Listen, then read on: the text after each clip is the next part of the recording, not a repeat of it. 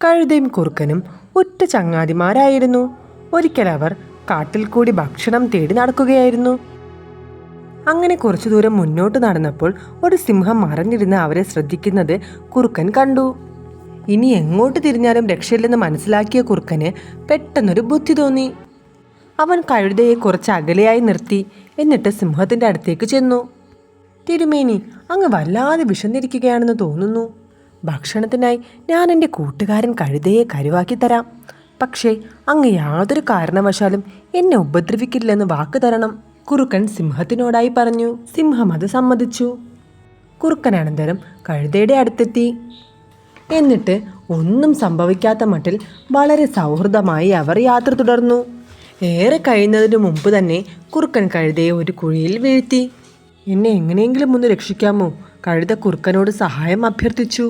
അപ്പോൾ കുറുക്കൻ പറഞ്ഞു, സുഹൃത്തെ, ഞാൻ മാത്രം വിചാരിച്ചാൽ നിന്നെ രക്ഷപ്പെടുത്തുക സാധ്യമല്ല. വേറെ സുഹൃത്തുക്കളെ ഞാൻ അന്വേഷിച്ചിട്ട് വരാം. കുറുക്കൻ വേഗം തന്നെ സിംഹത്തിൻ്റെ അടുത്തേക്ക് ഓടി. തിരുമേനി, അങ്ങക്കായി കഴുതയെ ഞാൻ കെണിയിലാക്കി. വരൂ, കാണിച്ചു തരാം. സിംഹം കുറുക്കനോടൊപ്പം ചെന്നു. കഴുത കിടക്കുന്ന സ്ഥലം സിംഹം പരിശോധിച്ചു. സിംഹത്തിന് സന്തോഷമായി. കുറുക്കൻ പറഞ്ഞതുപോലെ തന്നെ പ്രവർത്തിച്ചിരിക്കുന്നു. ഹഹാ, നീ പറഞ്ഞതുപോലെ തന്നെ പ്രവർത്തിച്ചിരിക്കുന്നു. കഴുത ആ കുഴിയിൽ നിന്നും രക്ഷപ്പെടാൻ പോകുന്നില്ല. അവൻ അവിടെ കിടക്കട്ടെ. സമയം കിട്ടും പോലെ അവൻ ഞാൻ അകത്താക്കാം. സിംഹം ചിരിച്ചുകൊണ്ട് പറഞ്ഞു. കുറുക്കൻ വിനയാന്വിതനായി മാറി നിൽക്കുകയായിരുന്നു. അടുത്ത നിമിഷം സിംഹം കുറുക്കൻ്റെ അടുത്തെത്തി. ചതിയനും വഞ്ചകനുമായ കുറുക്കച്ചാരെ, നീ രക്ഷപ്പെടാമെന്ന് കരുതണ്ട. കഴുതയെ എനിക്ക് സൗകര്യം പോലെ ഭക്ഷിക്കാം. ഇപ്പോഴത്തെ വിശപ്പടക്കാൻ നീ മതിയാകും.